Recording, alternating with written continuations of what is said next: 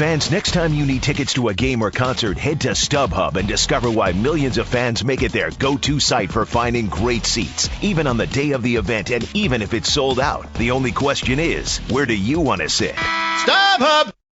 The BS Report is a free-flowing conversation that occasionally touches on mature subjects. First of all, this is the BS Report with Bill Simmons. It might be cool, I don't know. And if it's not, I don't care. The BS Report with Bill Simmons. Bill Simmons works for ESPN. He's also named the Sports Guy, and he writes a comical sports column. He must be a popular dude. The BS Report. It's got a real dirty sound, like a rusty steak knife cutting through a well-aged steak. Now. Here's Bill Simmons.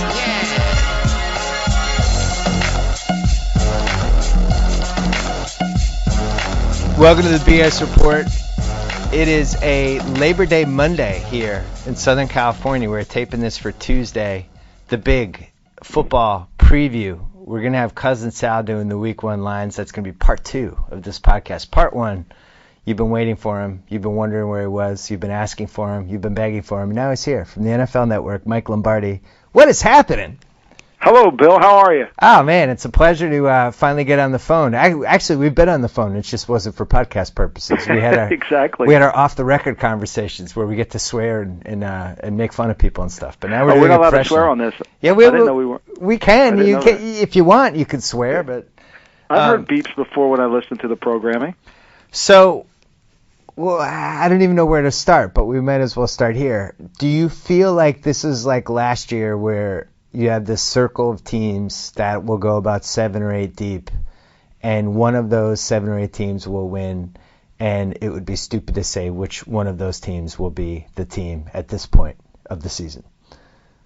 You know, I always feel like it's a league of, Bill Walsh told me this back in 1984, is you're competing against 8 teams, and I still think it's a league of 8. But this year, more than ever, the NFC to me is fascinating. Not that I think there's 11 teams that can go to the Super Bowl in the NFC, but I think there's 11 quality teams that are going to be disruptive, and they're going to cause some conflict. And there could be a team, you know, the Packers 2 years ago, if Detroit doesn't beat Tampa Bay down there, and last year the New York Giants, if they don't lose, if the Cowboys could just make a field goal, you know, the last 2 seasons we've seen 2 Super Bowl champions that are on the brink of not even making the playoffs. So I think it's going to come back down to that again in the NFC. All right, so you said 11 teams. Well, the 3 NFC East would be Cowboys, Eagles, Giants. NFC North would be Bears, Packers, Lions. 6. Saints, Falcons, NFC South. Niners, NFC West. So who are the other 2 teams? I have a feeling I know who one of them is, but who's the other one? I'm counting on Seattle, and I think Carolina is the sleeper in the South. Whoa, and, Yeah, Carolina! yeah, I think Carolina's a hard team to play, and I think they're going to be harder once the season starts, and they're going to start unveiling some things that they can do with their offensive system. I just think they're a hard team to play. If it's, to me, the 11th team is either Carolina or Washington. And last year I went with Washington, and I got, you know, I made a horrible mistake because I figured they could stay healthy, and I thought they would do something with the quarterback. This year I'm going away from them. It'll probably be them. But I think those are the 11 somewhere. The 11th team is Carolina or Washington. Let's talk a little bit more about the Seahawks from Seattle, because I've been eyeing them a little bit. I haven't decided what I'm doing with my big sleeper this year. Although I guess they were 8-8 last year, so they're not. It's not like they were 3-13 last year or something. But you know, every year somebody from one of the 2 conferences that we don't totally expect ends up in the Super Bowl. It would have to be Russell Wilson who brings them, you know, with all the other things they have going. It'd have to be Russell Wilson. Could Russell Wilson in his first year be good enough to do that? Well, I think he just has to take those negative plays that Tavares would make even worse and just make them a positive, you know, where it's not there, tuck it down and run for 12 yards. You know, Seattle's going to win. If they win 10 or 11 games, it's going to be because their defense, they're tough to play in Seattle. You know, it's very difficult. The defense is very good. They can stone people. It's hard to run the football against them, and they can win in the kicking game. So if they can do that at home, you know, they can go 7-1 at home, and now they've got to find a way to be 3-5 on the road, and that's going to take Russell Wilson not turning the ball over. And if he plays within himself, and he makes the plays he's capable of making, I think it is conceivable that they can get the 10 wins. And another thing that you and I like to look for, and we're really aligned now, we're like the Batman and Robin of NFL prognosticating, even though it always turns out badly. We like to look at if somebody had a good draft. And it really seems like the Seahawks nailed their draft last year. Do you agree with that?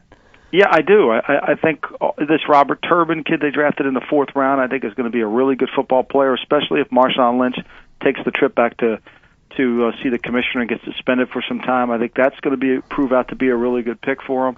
And I think obviously Russell Wilson has been hit. And anytime you can get some stability at the quarterback position, that sets your franchise in the right direction. And then they're always an interesting team. They don't mind signing players that most teams wouldn't sign. And when you look at Braylon Edwards, you say, but 2 years ago Braylon Edwards was a really good player. Right. And then he had the knee problem, and now they're saying Braylon Edwards is back to being where he was 2 years ago. And if that's the case, you had him in there, Sidney Rice is back. All of a sudden they've got some pieces offensively that looks like they have a chance. What about the first rounder they took? He's been getting some Defensive Rookie of the Year buzz. Do you like him? I think Bruce Irvin's a really good player. I think he's a guy that can play opposite of Chris Clemens. Chris Clemens is the unsung hero there on the defensive line, even though they rewarded him with an even bigger contract than the one he got from Philadelphia through a few years back. So, to me, the strength of their defense is a guy named Red Bryant, who is hard to run the ball against. He's strong, he's physical, he can go inside. He's a dominating blue-chip defensive lineman. And then these other guys that can play off of him because they can run really effectively and then make a lot of plays, I think they have a real chance. And, that crowd noise, when you have a guy like Bruce Irvin on the field in Seattle, when nobody can hear a snap count, and he's that fast coming off the edge, it's really going to be a combustible situation. You did your blue chip article for offensive and defensive players, and Red Bryant, I think you made a blue chipper, correct?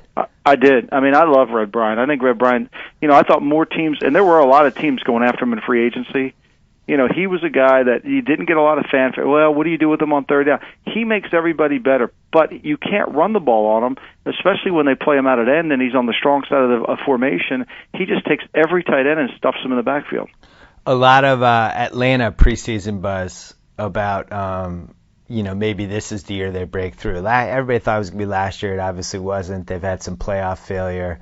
Feels like a little bit of a make-or-break season for them with the coach and the QB. It seems like they lucked out here with the division because the Saints, everything that could possibly have gone wrong with New Orleans in the offseason did, except for Breeze getting hurt. Is this the year Atlanta breaks through?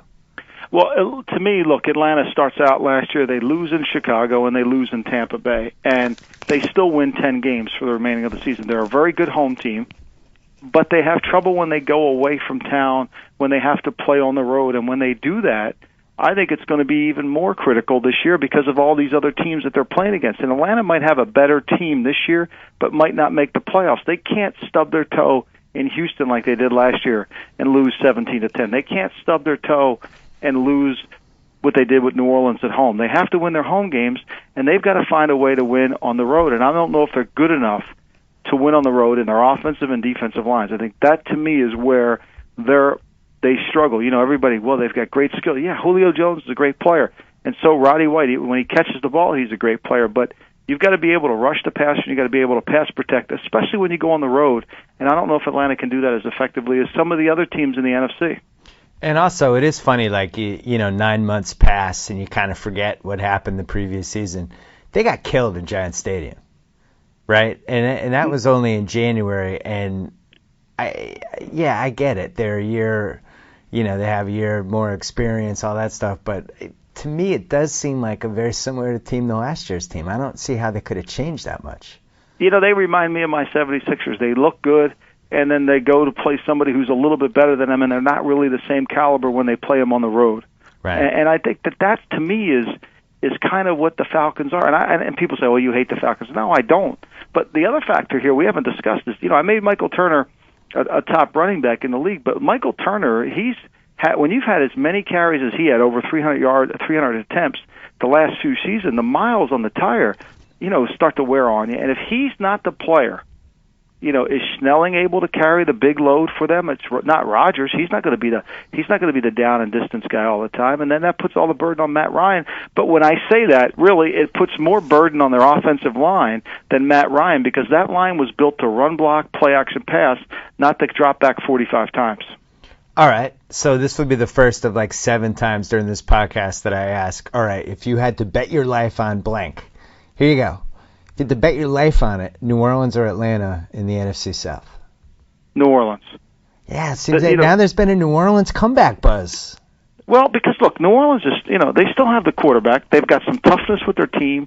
They can run the football when they want to do it. Chris Ivory, they've got more run. The worst running back on the New Orleans Saints team is Mark Ingram. Oh, no, that's not good. Well, but they've got so many other backs that they had to keep. Obviously, they were going to keep Ingram, but he's not in the class of some of these other guys. He doesn't run to the same level that Ivory runs, or even this young kid that they signed from Appalachian State as a free agent. So they've got some really talented running backs. They're still good. The scheme's still going to be effective, and I think they'll be better on defense. They won't be as cavalier in their approach to try to attack the quarterback at all costs. I mean, look, that 49er game was one of those where really the calls that were coming in from the sideline on the defensive end, you had to shake your head at, because they couldn't handle what they were trying to accomplish. So you think I don't even know who replaced Greg Williams, but whoever it was is going to be an upgrade? I think Steve Spagnuolo will be an upgrade. That's right. That's what it was. Yeah. Oh, Steve Spagnuolo really will be an upgrade. I forgot about that. It's too bad that Ricky Williams is the head coach for 6 weeks. Who's the head coach? It's not Joe Aaron Cromer. It's the interim coach. Yeah, it's the substitute teacher. This wouldn't even happen like in the NBA, an interim coach. This is almost worldwide wrestling, where like the manager gets it's almost like that. But look, I mean, everybody knows their job, and the decisions that Aaron Cromer are going to have to make are going to have to be set up during the week, and he's going to have to manage the game. And I think that he can do that if he does that effectively, and he doesn't mess with Drew Brees or try to do too much. I think for Aaron Cromer, the message is less is more. I'm excited to see an interim coach argue with a replacement referee. I think that's going to be really awesome. So you think like there's probably 3 quarterbacks in the entire league who could get away with having an interim coach and still making the playoffs, right? Rodgers, Brees, and Brady, and Peyton Manning if he can throw more than 10 miles an hour. Right, but look, here's the thing with this is Brees does so much of the line of scrimmage that he's the coach on the field there. They set things up. He's going to have an influence. Now, where the effect of the losing Sean Payton is going to really show itself is going to be on player development, because the scheme's going to be so complex, because Brees needs it to be, that it's going to be hard for young players to play in New Orleans at receiver. But that's down the road. That's a problem down the road, not now. So Payton's not allowed to even email anybody? I don't think he's allowed to have one conversation. He's not allowed to even, hey, we should run Y stick or Y pump. I don't think he can do any of that. How would they know, though? Well, that's the great question. And I think, obviously, if you're Sean Payton, do you really want to risk a 5-word text? It's almost, you visualize this to be like The Wire, where they're picking up cell phones at 7-Elevens, so they can have communication. But I don't see why you would take that risk for what little reward you would get out of it. I could just tell you, like, if this happened to me with Grantland, I would create a dummy account, and I would be badgering everybody that worked for me. So one of them would have to turn me in. Maybe that's what he's afraid of. You would be at the 7-Eleven picking up the cell phone. I would be. I'd be emailing under these random Gmail accounts. There's been another 1,200-word email from theloniusmonk@gmail.com. Yeah, I would not be able to stay away, and I don't think he will either. And if they monitor his emails and phone calls correctly, I think this is going to be an even bigger scandal. That'll be one of my predictions for this year. I think this is really interesting, because for about most of the summer, people were like, all right, Atlanta, it's time.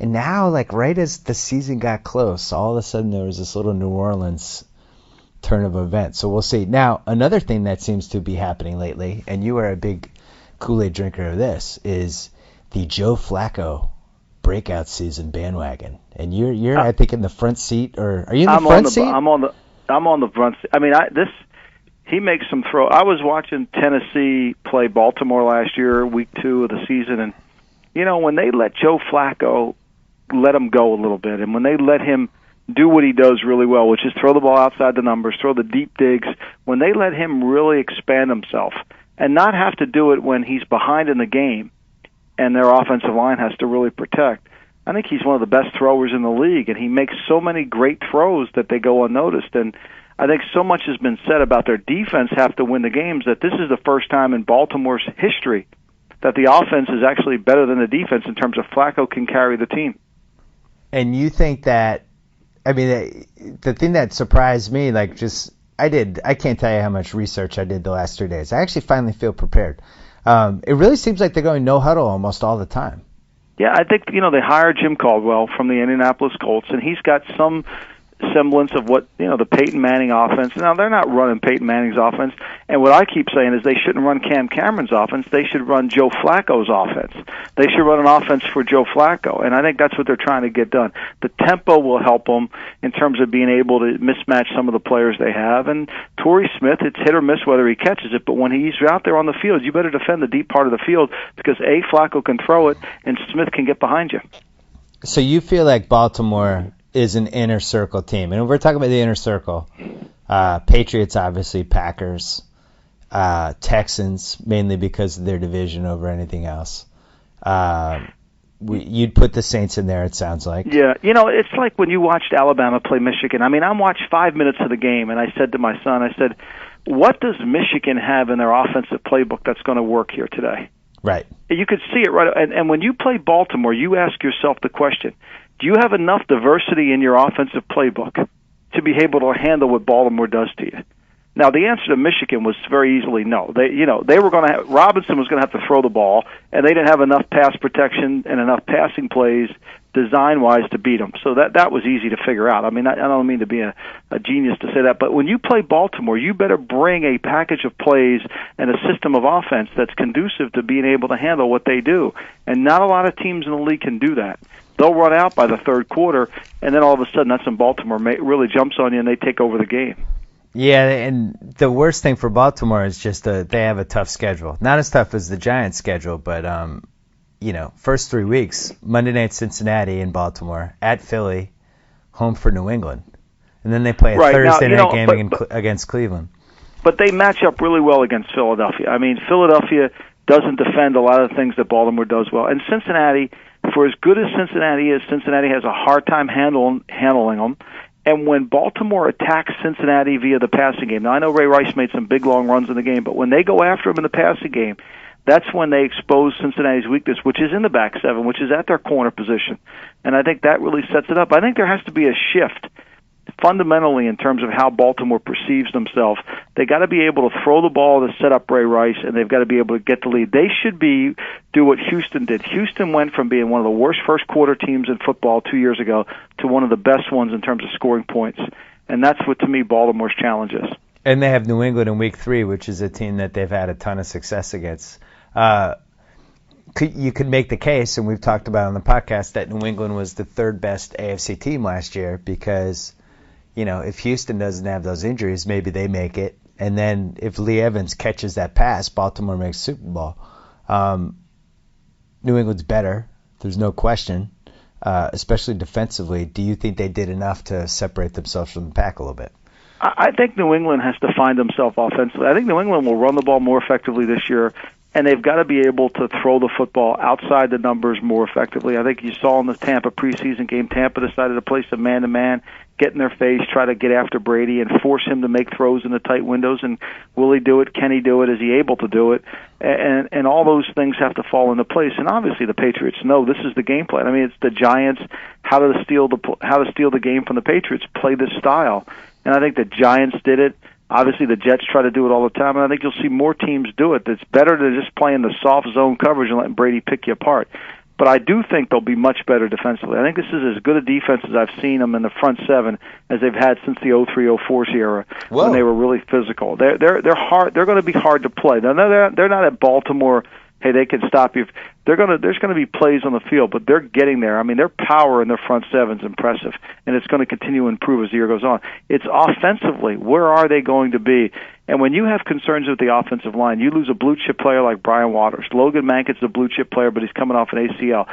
Matt Light last year had, I thought, one of his best seasons.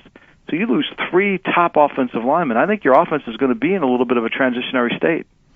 But Belichick has, over the years, no matter who goes down on the O-line, has always seemed to figure out how to stop it. The one thing I can't understand, where is Brian Waters? Like, Belichick and Brady couldn't have just gone to his house and convinced him to play? Why won't he come back? Well, I think it's deeper. I think there's some family issues there. The family lives in Dallas.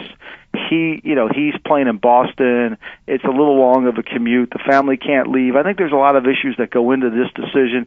He's towards the end. When he left Kansas City, he was back in Boston all by himself. He went through the whole season, and I think sometimes we as fans don't factor in the personal life of a player when he's making these decisions, and I think that's more of it. I think Brian Walters knows he can still play great football. He knows he's still capable of making money in the National Football League and playing at a high level. I think it's just he's making sure that his family's taken care of, and that may force him to miss the entire season. Yeah, but can't Brian Waters think about me as a fan? Well, I think he should. I'm happy to think about him as a person, but he needs to think about me as a fan, and we need a guard. Come back, Brian Waters. Well, why not trade him the Cowboys? If he lives in Dallas, we'll trade him the Cowboys. Give us your guard. They don't have very many good guards. I think that's the thing about Brian. Brian Waters played, and when you watch the strength of the ball of the team, Brady had hours to throw the ball. He stood back there like nothing, and I just think that's going to be a little bit of a problem. I think it's a little problem in Houston. They can mask it better with their zone scheme, but until they get their offensive line figured out and settled, I think that's going to be the issue in Houston for the beginning. If you were running the Houston Texans, I know you hate this question because it makes it seem like you're lobbying for a job, being a former GM and all, but if you were running the Houston Texans, would you have spent all that money on Arian Foster over losing a couple of the offensive linemen? Yeah, well, I think, Arian Foster was better. The offensive linemen were replaceable parts. Arian Foster on paper says, yeah, you can replace him. You got Ben Tate there. It's a little rich of a deal, but there was no offensive lineman. I think the bigger question is going to be how are they going to sign this whole team? Is Matt Schaub going to be able to come back? Do they have money for him? I think there lies the question. The offensive lineman, that was an easy decision to make. You got to grow your own. Sometimes you have to sit in your office and say, he's a replaceable part. He's a non-replaceable part. We're signing all the non-replaceable parts to extensions. We're going to let all the replaceable parts go. Would you have signed Arian Foster over Mario Williams? Mario Williams, to me, they replaced him during the season fairly clearly. Brooks Reed was better. I think Connor Barwin should have probably made my blue chip and red chip team. He was really a good player. I would have easily let him go. But Mario Williams, to me, is a sacker, and sackers are great if you have really good coverage. He's not a pressure guy, and pressure guys, to me, are the ones that are irreplaceable. All right. Buffalo Bills fans just got really super depressed right there. Well, they spent like $100 million on him. And I like Buffalo. I think they'll be better. Mario Williams against whoever blocks for the Jets at right tackle. Jason Smith, you think Mario Williams isn't excited for his debut? I would say yes. It sounds like you like Baltimore the most in the AFC. Am I right? I like Baltimore and Houston the most. I really do. I think I picked them to go to the conference championship game. I think both of them. I think both of them are good teams. Both of them have good schemes. Both of them require you to be chess thinkers to play them. They have enough depth within their schemes. The concern I have in Baltimore is unless they change diametrically what they do offensively, unless they become more Joe Flacco and not Cam Cameron's offense, then I'm always hesitant to go back there. People say, well, they're losing Suggs. Yeah, Suggs is a huge loss, don't get me wrong, but they're a great red zone defense. And the red zone really makes, that's why they're so successful. They keep people out of the end zone. Well, I'm reading between the lines and I'm a little paranoid. Why does it sound like you're a little bit down on the combination of 35-year-old Tom Brady and the Swiss cheese Patriots offensive line? Well, I'm concerned about him in September. I think going into Tennessee against that front in the heat and humidity, I think it's going to be a challenge. But look, the Patriots do a great job of game plan. You can never really evaluate the Patriots because they are a scheme-specific offense, that they attack your adjustments within your defensive system. That's what makes them so successful. They know if they get in this formation, you're going to check to this, and they have a play that they have ready to run that attacks what you do. So, that's why it's hard to get a gauge on them. But I think ultimately, for the Patriots, that offensive line has to gel. Vollmer's got to play right tackle. He can't miss. He's got to be able to stay. And I've always worried about offensive linemen who have lower back problems. To me, that's not a good sign. And so that means durability is going to be an issue. So to me, until the Patriots can prove on my machine here in my office that their offensive line is to the level it was last year, then I'm going to have concerns about how well they'll effectively move the football. What do we do with the AFC West? Because you have the Chiefs, who everybody is looking at as the big comeback year. Everybody's back. Everything went wrong last year, and everybody's back. New coach. But I've watched Romeo Crennel. You're not going to totally talk me into the Romeo Crennel era ever. Then you have the Broncos with Peyton Manning, who literally couldn't throw the football 6 months ago or whatever it was. You have the Chargers, who brought back Norv for the 19th year. You have the Raiders, who are the Raiders. Somebody has to win that division, unless there's an 8-8 four-way tie, and then they have tiebreakers. But do you like any of those teams? I like Kansas City, and I know you're not a big Romeo guy, but here's why I like Kansas City. The reasons I do is I think their defense is really good. Obviously, Tom Bahali missing the opener is going to be a tough situation for them, but they've got other players. Justin Houston played really well last year. I think they can become a better defense. They get Eric Berry back in the secondary. I think Stanford Route's a huge question mark. I never really thought he was a top cover corner, even though he's been paid like one for a long time. So that would be, and defensively they can run and make plays, and Romeo does a good job of taking away what you do well. Offensively, I think they've done a better job of fixing their offensive line, and I think Brian Daboll, being the offensive coordinator for Matt Castle, will make Matt Castle better, and here's why. Because Matt Castle, what I mentioned earlier about New England, about how they are a system-based offense and how they attack your schemes, that's how Matt Castle learns how to play quarterback. Brian Daboll was taught that system. He understands it. He utilized it every place he's been. So there's going to be some symmetry within Daboll and Castle in terms of how they see the offense, how they see attacking the defense, and they can formulate their ideas, and I think it'll be a smooth transition. He won't walk into a quarterback meeting room knowing that the head coach hates his guts, and I think that's a sense of relief as well. So I like Kansas City's team. I think Kansas City can run the football if Peyton Hillis runs like he's capable, with Jamal Charles going back to 2010 for him. I think they play the fourth-place schedule, which we know is always, there's a team coming from the fourth-place schedule that always rallies into the playoffs, even though we know they're not a top team, but they do it anyway. And that's why I like Kansas City.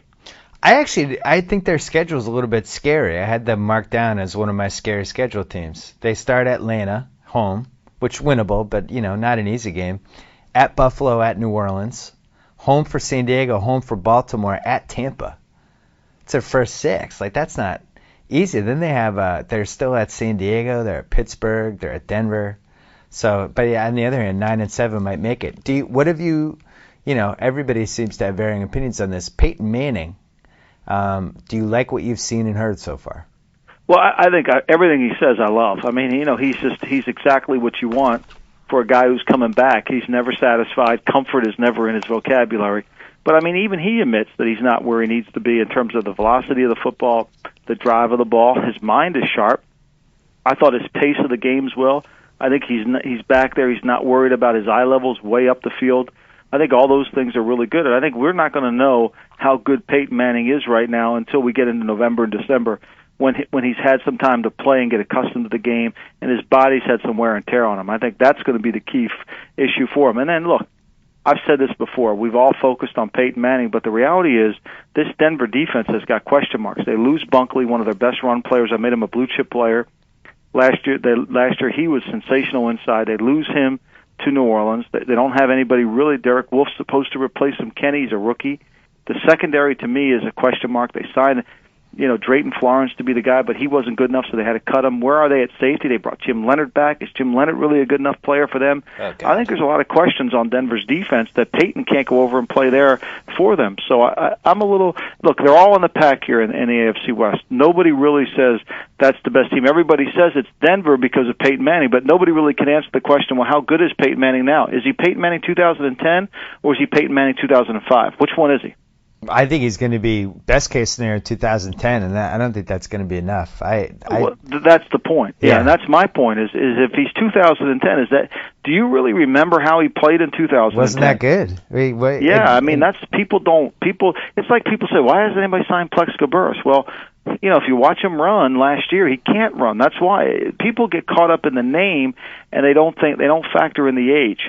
Yeah, I'm not saying he was bad, but the 2010 Peyton Manning was not on the level of the mid 2000s Peyton Manning. All right, multiple choice.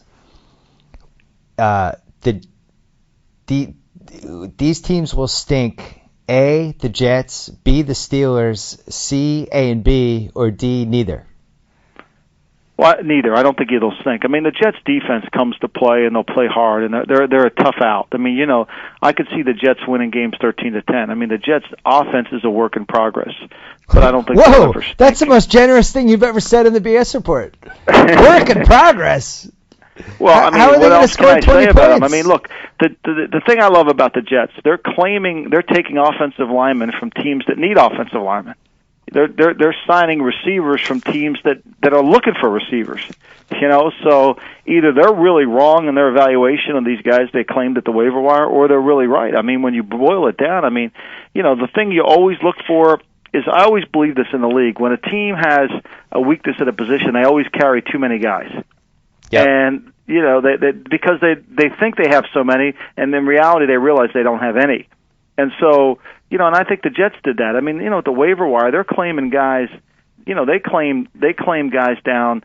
When you're taking a wide receiver from Miami Dolphins, you got to say to yourself, really, and they claimed 2 offensive linemen from Indianapolis. Now, they weren't awarded those because they had a priority claim on them. But the reality of it is they claimed both those guys, and they claimed a receiver from Miami. Really? I mean, you don't think Miami needs a receiver? That's why, we're launching our YouTube channel on Wednesday for Grantland. Jacoby's hired 338 people for it because it's the same thing. He just keeps hiring people. He doesn't feel comfortable. I'm kidding. He's listening. AFC Sleeper. If you had to pick a sleeper, who would you pick? The AFC Sleeper, obviously I think my sleeper's been Kansas City all along. Okay, but they're not. I wouldn't call them a sleep. I think they're. Well, you know what? Okay, so they're sitting on the porch with a blanket.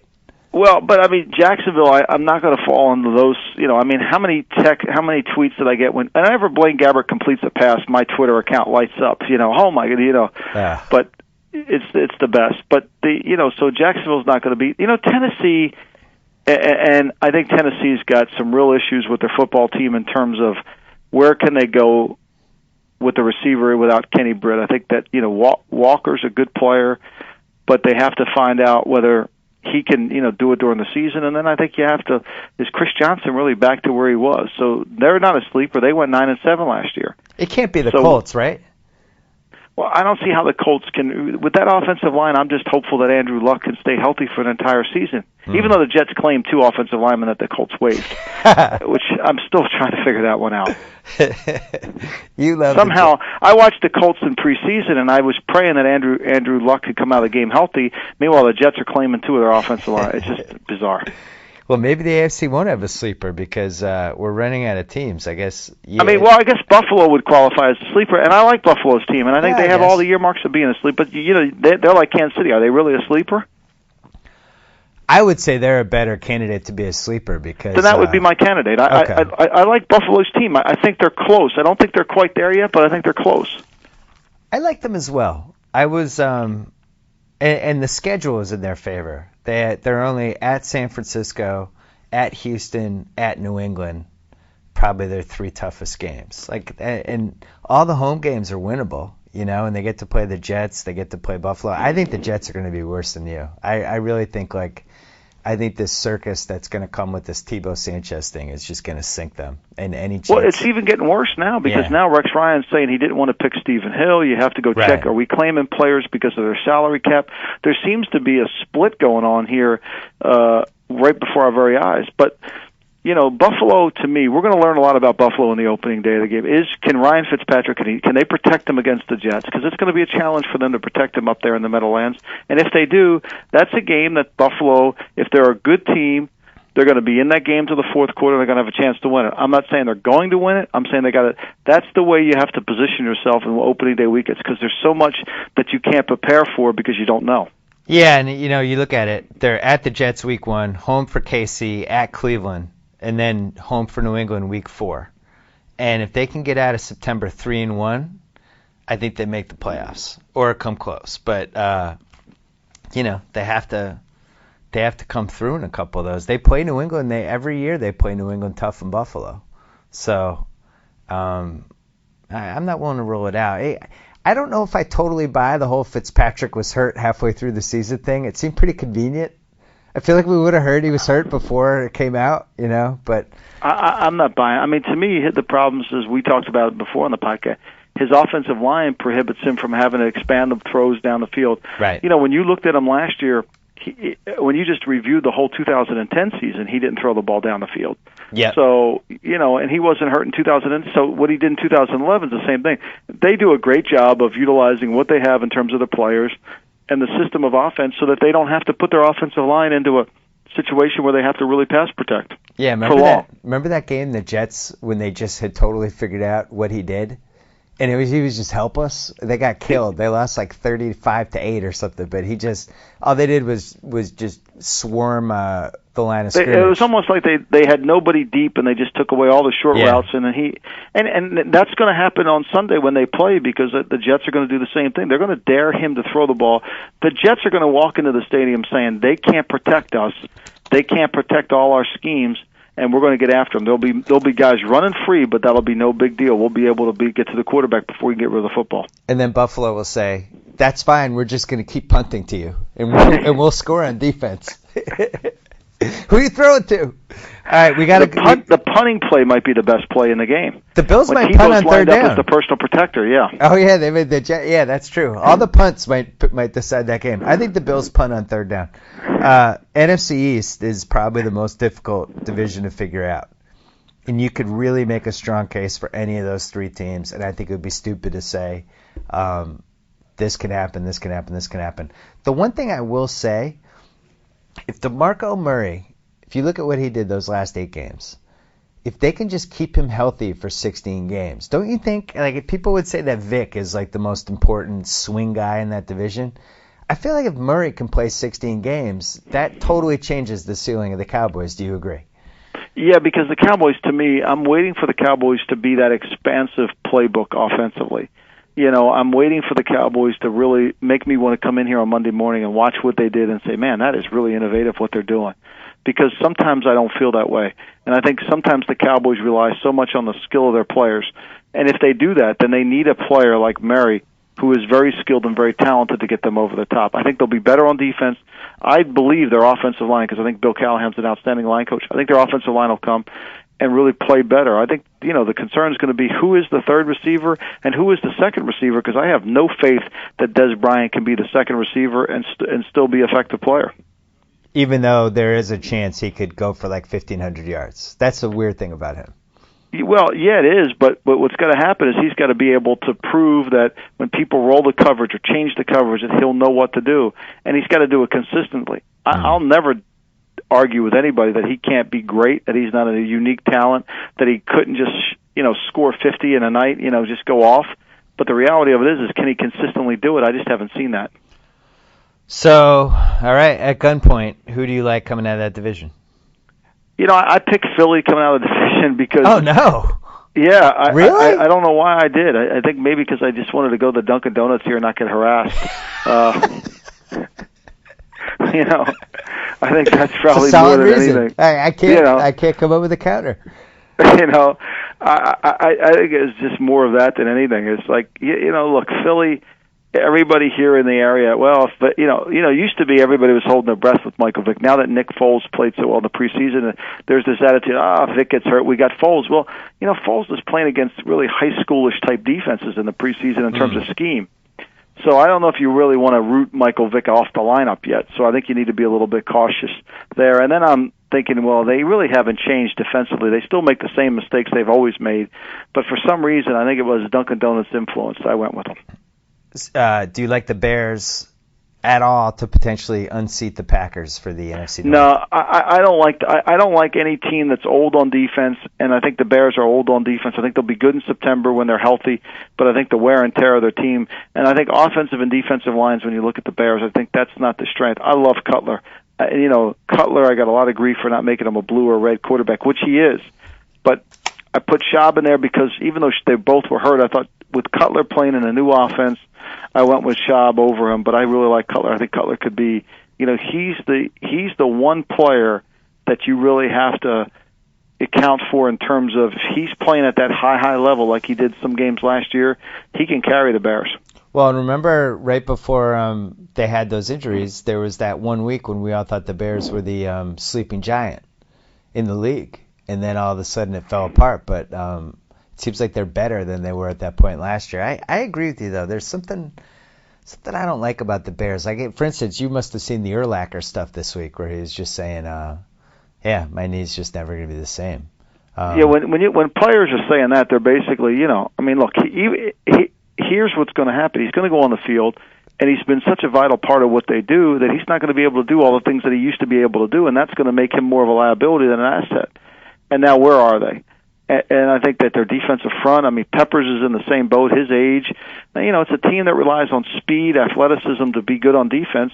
They're very well coached in terms of the scheme they play, but can they hold up without their great players? I don't know. Give me 2 wild cards out of this group. The 2 of the 3 NFC East teams, Bears, Lions, Falcons or Saints, Seahawks. I think the Seahawks, to me, they're the best wild card team that I've seen right there of all the ones. The next team I would say would be, probably go with Detroit, and I think it's a toss-up for all of them. I really do, because they're all going to play each other, they're all going to beat up on each other, and it's going to be who's healthy at the end of the season the most and who's going to win. And I like all the teams. I mean, it could easily be Atlanta. I'm not against any of those teams. It's just, to me, when the teams play away from home, sometimes they're not. I think Detroit, I'm going to go with the quarterbacks. I think Matthew Stafford, to me, would be the reason I would go with Detroit. And Detroit's a team that, we see this sometimes. You take the leap, you rebuild, you take the leap, a la the Chiefs a year ago, make the playoffs, then you come the next year, everybody expects it to keep going. All of a sudden, the inexplicable step back. And then next year you make the step forward again. Do you see that happen with the Lions? Well, I think the Lions, as long as Stafford stays healthy, I don't think they'll take the step back. I think they're still a good football team, and they have even more weapons to handle. But their running back situation is tenuous at best, and that's got to concern you. I mean, if they had 2 of the running backs in New Orleans, not counting Mark Ingram, they could really be a dynamic running game. But right now, with Best on IR, Mikel Leshoure not being there, I think if I would have been in Detroit, I would have liked to sign a running back this offseason, whether it was Michael Bush or somebody, to really help them. I think that would have solidified their team going into the season. It could have helped their defense, too. I thought they fell asleep at the wheel there. And it's not like those guys weren't floating around, Like, they could have done Michael Bush. They could have done Sed Benson. Like, just get somebody. Get a body. Well, I think they needed a better than a Sed Benson. I think they needed, to me, it was if you could get an elite player at that position, especially when they spread you out, they're so dangerous. Like who? That you could. I'm not saying Michael Bush is elite, but I think Michael Bush would have been a nice, perfect complement for what they do offensively. I like Michael Bush. Listen, if they had gotten him, I think he would have been he would have been in the top 4 rounds of the fantasy draft. He could have really. I mean, he would have. He could have done some things for their spread. Because to me, the back makes the spread more effective. It's not adding more receivers. Like this whole notion that we're going to draft Michael Floyd to help out Larry Fitzgerald, to me, is just the most ludicrous thing I've ever heard in my life. Because they can't block anybody unless the Cardinals can get somebody, the defense, to count to 5 Mississippi. They're not going to complete a pass. So Michael Floyd's not helping out Larry Fitzgerald at all. Right. So, until you can control the middle of the field, it's very difficult. And I think Bush could have helped Detroit control the middle of the field, which would have made Calvin Johnson more effective. Now, that being said, Detroit has some cap concerns. They're a team that's really tight in terms of how many players they have and what they've spent on players. So that makes it a little more difficult to just go out and sign a running back. The Calvin Johnson. But I'm with you. I think I would have done that. I think that, to me, would have been an area that I would have been pounding the table. We need to get this handled. Yeah, it's funny. Like, running backs are both overrated and underrated. It's like when Barnwell did his trade value list, and only Ray Rice made it in the top 50 out of all the possible running backs who could have made it. It seemed weird, but at the same time, it's because year after year the Packers and the Saints and the Patriots have proven you can win by committee. On the other hand, if you don't have anybody, that's also a major problem too. So you got to find a balance. It's a huge problem because now all of a sudden you can cheat. The box is lighter. You don't have to worry about it. You're not the running back makes it much more effective, and I think that's and it allows you to get control of the game. And the New England Patriots last year could never really get control of the game because they couldn't really run the football effectively. Green Bay never could get control of the game, even though their defense gave up all those yards. When they were running the football, they could get control of the game, and I think that becomes more effective. And I think that's why Green Bay wants to be. Look, I'm against running the ball in terms of this theory you have to establish to run. I'm completely against it, but I think it adds an element of toughness to your football team, and I think it allows you to control the game. And in that context, I'm completely supportive of the running game. Two more things, and then we're done. We never talked about the Super Bowl champs, who, yet again, being discounted. Do you think Tom Coughlin just sends just is thankful that Jets are just over there? It's been a godsend. That and the schedule. Everybody looked at their schedule and were like, oh, my God, they'll be lucky to win 10 games. That's it. Now nobody talks about the Giants. It's perfect. We were talking about it on the phone last week, and you said that, they are what they are. They're an incredible single elimination team, but sometimes over the course of a 16-game season, that can catch up with you. Do you see any chance of them, going 8-8? Like, I feel like it'd be. I can't imagine having the playoffs without that team with all the talented guys they have. It depends on how. Their matchups are always on a weekly basis. At certain teams, they'll look really good against. Certain teams, they won't. I think the reality of the Giants is they're so mentally tough. They're so conditioned to go to war that it's hard for them to be a 500 team. I don't think there'll be just 8 Sundays where they won't play well, or Monday nights whenever they're playing. I think there'll be more than that, and I think they'll win 9 or 10 games because they can just out-tough you, and they know they can win. And they have confidence in the way they are coached, and they have confidence in the style that they play. And look, the quarterback makes plays. He's won 2 Super Bowls making plays. Both plays that he's made are highlights, and you wonder how the ball ever got in there or completed. But both of them are on record. They're right here at NFL Films. He does it, and it's proof. Yeah. Last question. Any players that you feel like are just going to break through this year? Someone else had asked me the breakthrough question, and it's so hard to really. We've talked ad nauseum about so many players, but what's a breakthrough play? Like, I think Flacco is he a breakthrough candidate? Yeah. Because I think he can take his game to another level, and I think he's going to have to take his game to another level for them to be really effective. I think that's what I'm counting on as my breakthrough players. Flacco taking the step forward and really demonstrating that he can be, a dominant. He belongs in that same category. Ooh, I'll rephrase. How about a breakthrough unit? Like something like the Seahawks secondary. Well, look, I think Seattle's defense is a breakthrough unit. I think that whole team is tough to play, especially when you go up there to Seattle with the crowd noise and have to deal with them. And they can match, we haven't talked San Francisco this whole conversation, but they can match San Francisco's physicality. One of the few teams in the West that can, and that could allow them to win some games out there, and which I think could get them a wild card spot. I don't think they're better than San Francisco, but I think they can. I don't see Alex Smith having that breakthrough season. I still think Alex Smith will be exactly what they want. Let him run the offense at the line of scrimmage, get him in the right play, and limit how many times he has to make an impact on the game. But they made such a big stink about improving the receivers and all the stuff they did. Do you really think it was an improvement? Well, I think, look, for the 49ers to show improvement, they have to be a better third-down team in the red zone. And that's where those receivers are going to have to make a difference. Randy Moss, whomever they throw the ball to in the red zone on third down to keep from kicking field goals is going to determine how successful they are offensively. What they do between the 20s and the 20s have been very effective for them. You can't argue with that success. It's third down in the red zone. That's why they kicked so many field goals, because they couldn't convert third downs. They've got to be pristine in terms of being able to do that and be effective at doing that, and I think that's where the receivers are going to have to show up. Mike Lombardi, tell us where you're going to be this year on television. I am going to be with a new show, First on the Field, which is Sunday mornings from 7 to 9. Nobody will be up on the West Coast, but I'll call Jacoby every morning on my way in here so that he gets up. No, Jacoby will be awake because he wouldn't have gone to bed yet from the night before, so he'll be watching. And then I'm going to be working out at NFL Films, doing Around the League on a 4-day basis, so it'll be good. I'm looking forward to the season, staying here. No travel. I can't get to go to the man cave this year. They're keeping me locked down here. We're going to miss the donuts. What about Inside the NFL? Inside the NFL on Showtime as well. Thanks, Bill. Good assist there. That's a Steve Nash play right there. Thank you. That's what I'm known for, the sneaky passes. Is it Sims, Nance, and Chris Collinsworth, and then you jump in? No, it's Sims, JB, and James Brown and Chris, and then I don't know. We're going to have a rotating guest. I mean, I'm sure we'll try to get you on it, but yeah, good luck.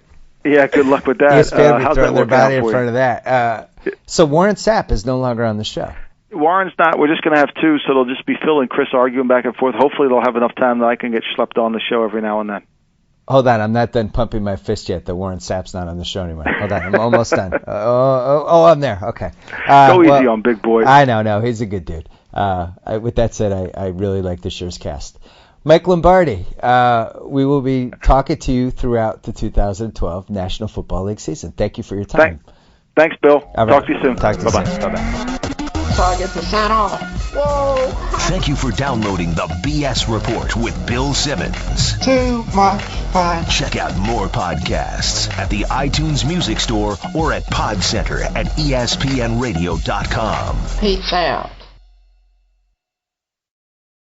All right, fans, by now you should know that millions of fans use StubHub and the StubHub app to find the seats they want to games, concerts, and more. But one thing you may not know is that you can also go on StubHub to set a price alert. That means you choose where you want to sit and the price you want to pay. Then if another fan lists tickets for sale within your price range, StubHub will email to let you know. Pretty great, huh? So head to StubHub today to get your tickets or the app to set a price alert. You can't go wrong. StubHub!